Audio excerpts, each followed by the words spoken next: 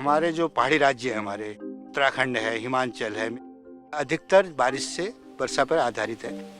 तो हमको जो पानी प्राप्त होता है वर्षा आधारित ही पानी प्राप्त होता है। जो बारिश होती है उसी से हमारे नौले, धारे, नदियाँ रिचार्ज होती।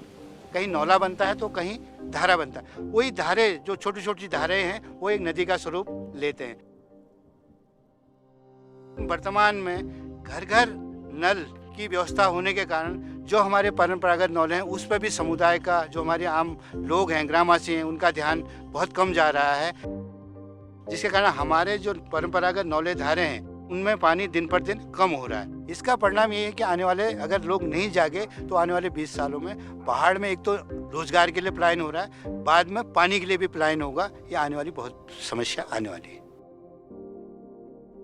2006 से जो है ये स्प्रिंग रिचार्ज पे नौला, जो हमारे परंपरागत नौले, धारे हैं, उस पे काम करने का एक प्रयास किया गया। महत्वपूर्ण पार्ट है कि ये जो कार्य हमने किया है ये समुदाय के सहयोग से किया है। हमने वहाँ पे समितियाँ बनाई। समितियाँ बनाने के बाद हमने जो पूरा जब सर्वे किया था, जियोलॉजिकल सर्वे, कि इस कैचमेंट एरिया में क्या क्या कार्य होने हैं, चेक डैम बनने हैं, खाल बनने हैं, तो उसके बाद हमने समिति को बैठाया कि भाई ये कार्यक्रम है। उस गाँव में मुख्यतः हमने एक रेन वाटर हार्वेस्ट टैंक बनाया है। वो रेन वाटर हार्वेस्टिंग का उद्देश्य ये है कि जो बारिश का पानी आता है वो टैंक में इकट्ठा हो, उसके बाद यूजर ग्रुप उसका उपयोग करें।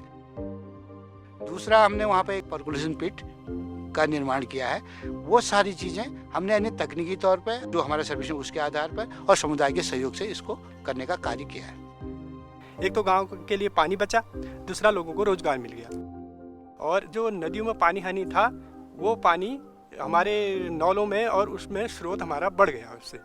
तो ये धीरे धीरे फिर जो हमने देखा तो इसमें काफ़ी सुधार हुआ था हमारे। SBI जो ग्रेन फाउंडेशन के वजह से जो हमें ये काम मिला, एक तो ये हुआ कि हमारे जो विलुप्त ये धारे नौले विलुप्त हो रहे थे, कि इनमें हमें भी बहुत कम नॉलेज है कि ये इस प्रकार के थे करके देखने आते थे, और जब बंजर थे तो छोड़ के चले आते थे, घर को चले आते थे। जब ये बना तो हमें लगा कि हाँ इसमें पानी है और ये गांव के यूज के लिए हो रहा है।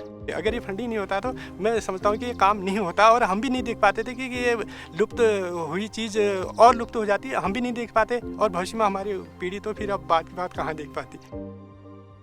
जो नौला बिल्कुल खत्म होने की स्थिति में था उसको पुनर्जीवित करने का एक इनके माध्यम से प्रयास हुआ है, क्योंकि वो 1-2 साल में वो पूरा नौला समाप्त हो जाता, लेकिन आज वो एक अच्छे लुक में दिखाई दे रहा है। तो इनके वित्तीय सहयोग के माध्यम से ही ये चीज़ संपन्न हो पाई है।